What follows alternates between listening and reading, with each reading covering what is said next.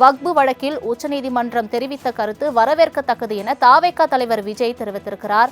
அது தொடர்பான அண்மை செய்தியை பார்த்து வருகிறோம். வக்பு திருத்த சட்டத்திற்கு எதிராக தாவேகா சார்பிலும் வழக்கு தொடரப்பட்ட நிலையில் உச்சநீதிமன்றம் எந்த உறுப்பினர் நியமனமும் மேற்கொள்ளக்கூடாது என தெரிவித்ததை அடுத்து இந்த கருத்து வரவேற்கத்தக்கது என தாவேகா தலைவர் விஜய் அறிக்கை ஒன்றை வெளியிட்டிருக்கிறார். அது தொடர்பான அண்மை செய்தியை பார்த்து வருகிறோம்.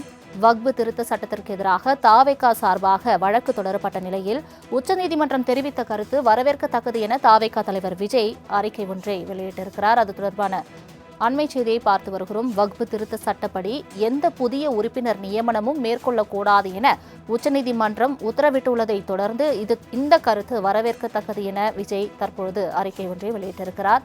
அது தொடர்பான முக்கிய செய்தியை பார்த்து வருகிறோம். வக்பு வழக்கில் உச்சநீதிமன்றத்தின் உத்தரவு வரவேற்கத்தக்கது என தாவேகா தலைவர் விஜய் தெரிவித்திருக்கிறார். வக்பு திருத்த சட்டத்திற்கு எதிராக தாவேகா சார்பிலும் வழக்கு தொடரப்பட்ட நிலையில் இந்த வக்பு திருத்த சட்டத்திற்கு எதிரான விசாரணை நடைபெற்று வரக்கூடிய சூழ்நிலையில் உச்சநீதிமன்றம் எந்த புதிய உறுப்பினர் நியமனமும் வக்பு திருத்த சட்டப்படி மேற்கொள்ளக்கூடாது என தெரிவித்ததை அடுத்து இந்த உத்தரவு வரவேற்கத்தக்கது என தாவேகா தலைவர் விஜய் தெரிவித்திருக்கிறார். வக்பு திருத்த சட்டப்படி எந்த புதிய உறுப்பினர் நியமனமும் மேற்கொள்ளக்கூடாது என உச்சநீதிமன்றம் உத்தரவிட்டது உள்ளது வரவேற்கத்தக்கது என விஜய் தெரிவித்திருக்கிறார். இது தொடர்பான மேலும் விவரங்களை தருவதற்காக செய்தியாளர் ராஜேஷ் இணைப்பில் இருக்கிறார். ராஜேஷ், வணக்கம். முழு விவரங்கள்.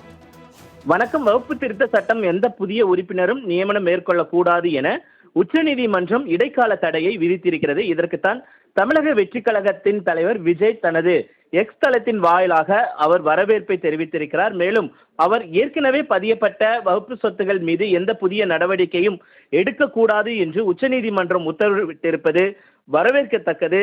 இஸ்லாமியர்களின் உரிமையான வாரியம் தொடர்பாக ஒன்றிய அரசு கொண்டு வந்த புதிய சட்ட திருத்தத்தை எதிர்த்து தமிழக வெற்றிக் கழகம் உள்ளிட்ட பல்வேறு தரப்பினர் தாக்கல் செய்த வழக்குகளை விசாரித்த உச்சநீதிமன்றம் இஸ்லாமியர்களின் வயிற்றில் பாலை வார்த்துள்ளது என்று குறிப்பிட்டிருக்கிறார்.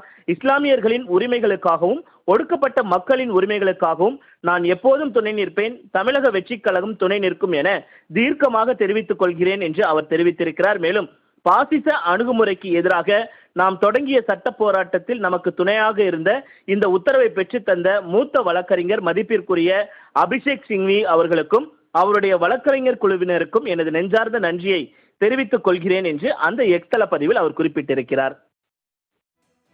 தங்களின் முழு விவரங்களுக்கு நன்றி ராஜேஷ்.